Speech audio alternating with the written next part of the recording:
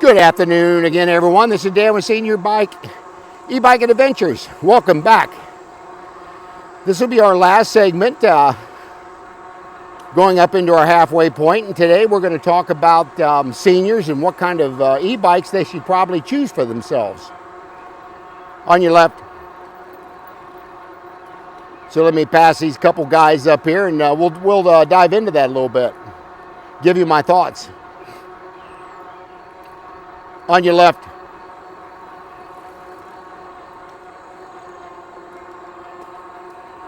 All right, seniors and e-bikes. It's becoming very popular. E-bikes and anybody is really becoming very popular. But I focus primarily on the senior community and folks with disabilities where they can still ride. First and foremost, when you guys decide to do this, if you're going to get out and get exercise and ride around, see your doctor first. I always recommend see a doctor, tell him what you're going to do, and get his blessing before you do it. Don't listen to me because everybody's different. I can give you pointers on what to look for and what not to buy and things of that nature. But I don't know your health and I don't know your health history. So talk to your doctor about that. Once you've done that, then as you do most people, you'll go to YouTube videos and see commercials pop up and on different bike brands and why you should buy that bike.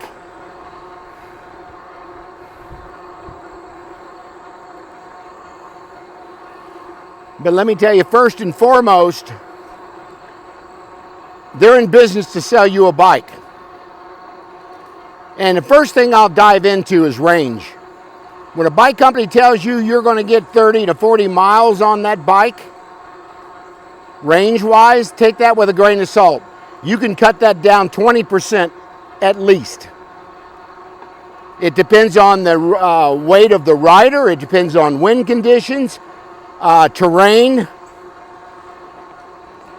Make sure your tires are pumped up properly. A lot of things affect range on an e-bike.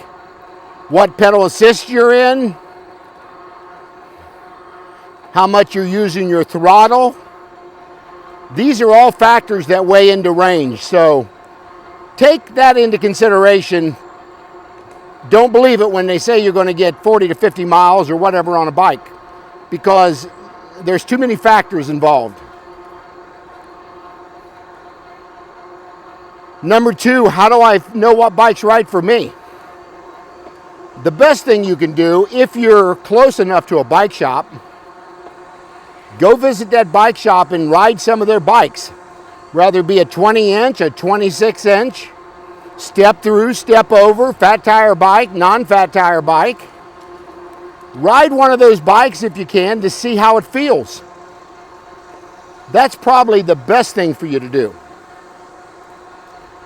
And when we talk about where to buy that fat tire bike or regular e-bike, you got to take some other things into consideration. I always tell people, if you have no knowledge on how to fix these things, or don't know anybody knows how to fix these things, don't buy it online overseas, because 99% of these bikes are built in China. And your customer support on most of those companies is not very good.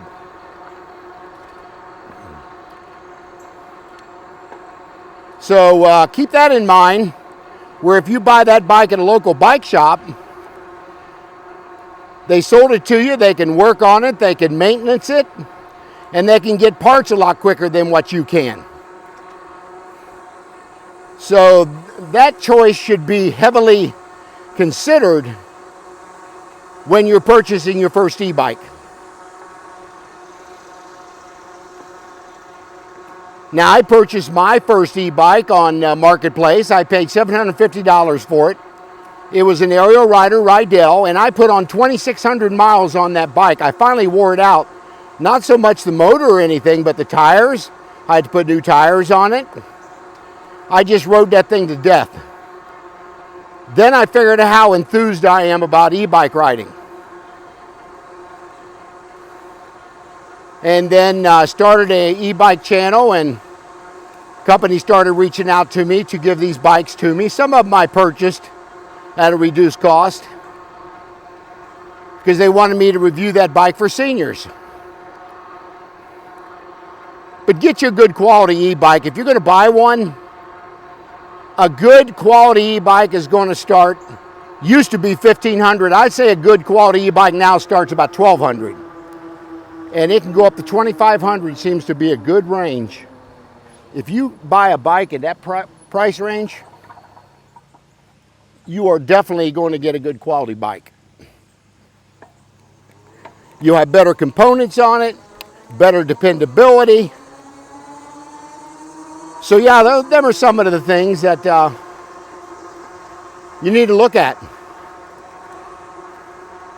Again, between 20 and 26 inch, it depends really on your height. I don't see a person 5'5" or 5'6" riding this 26-inch bike. Some do, but it would be a little bit difficult to get your leg over this thing. There's no step-through area. This is truly a step-over fat tire bike. I get several compliments on this aerial Rider Kepler all the time. People love this thing. So yeah, I'll put a link for it down in the description box for you guys if you want to purchase an aerial Rider Kepler. I have to see if I have a discount code with that company so you can save some money on it.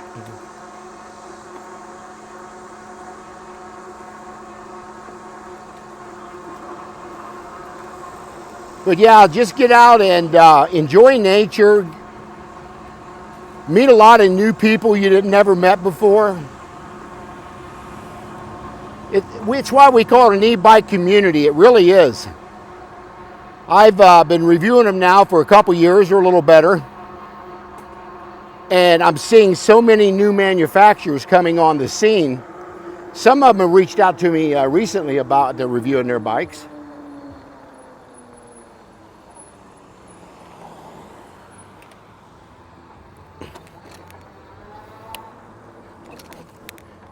But yeah, get out and meet a bunch of new people, stop for lunch somewhere with somebody, buy them lunch.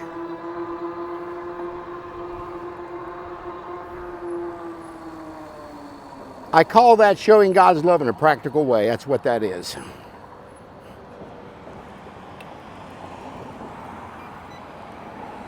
If you're out on an e-bike and you see somebody that needs help, stop and help them. Maybe you have some tools that they don't, that you could repair their bike. So those are some of the little things that once you get out and ride, you'll encounter.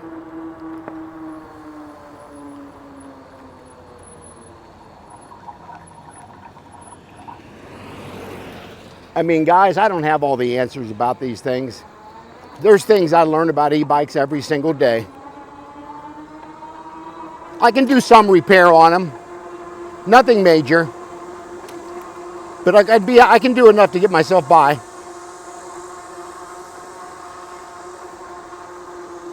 We're coming, we're less than half a mile now to get to where we're going to end this video, but once I end this one, we're going to do one final one on the description of the aerial Rider Kepler.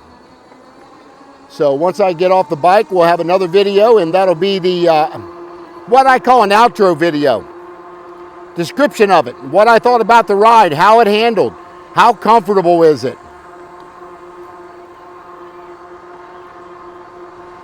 I see a lot of cars in the parking lot. This is the area right here that you can go 5 different directions to ride an e-bike anywhere in Ohio. It's really a phenomenal little area they call Xenia Station for people to, as you can see bikes on top of the cars, a lot of bike racks where people are hauling it and they're already on the trail.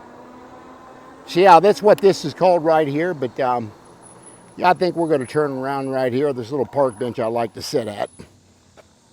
Let me see if the other one's open as well. There's another one up here I really like, but somebody is evidently camping out there. They were there yesterday as well. I think that guy is maybe either homeless or something of that nature. So, but yeah, let me get off this thing and get the pedal assist turned down. I always recommend you do that, and we'll talk about it a little bit.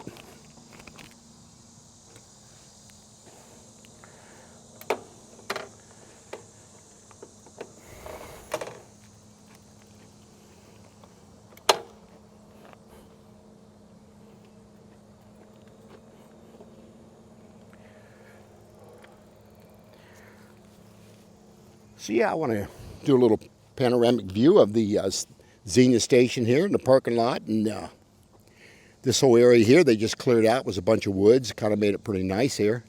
And up there is the rail station that was built in the 1800s. And yeah, these used to be railroad tracks going down through here, folks.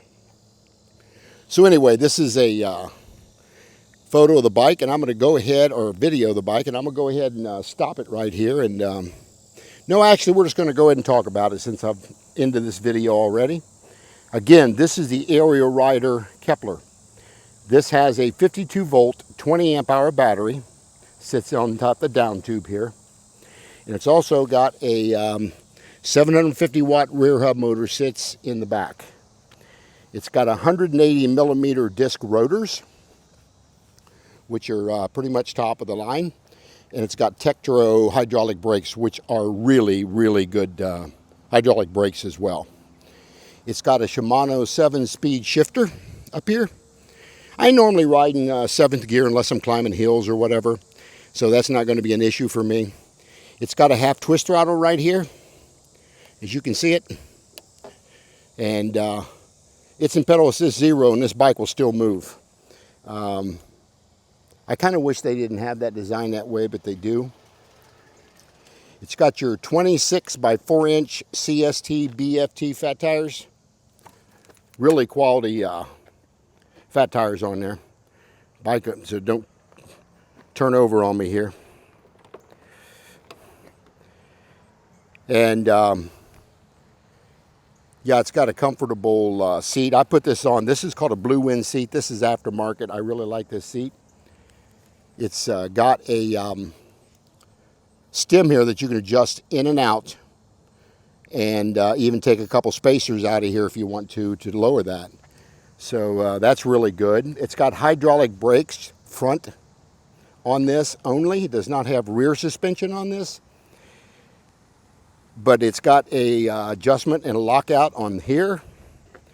It's got good tail lights, brake lights. I don't know if you guys can see that, but it's got really good brake lights on it. And, it's got a nice headlight. It's got another area up here you can mount a basket to if you so desire to do that right here. Wire management's done very well. But yeah, now a couple things I did buy aftermarket were the mirrors, the cup holder. That's all not standard with the bike, so keep that into consideration. And it's also got turn signals, which I really like that a lot. This is your information center here. It'll tell you how many miles you've come. It'll tell you your voltage you're riding at, calories that you burnt. So all your information centers on this top button. Your pedal assist are on these two buttons here, up and down. So yeah, that's a little bit about it. If you guys got any questions, let me know. But it's been a great little bike to ride. I've enjoyed it. If you got any other questions, like I'll put a link down in the description box for you. So yeah, share, like, hit that subscribe button, hit the bell notification. I'll see you guys on the next video.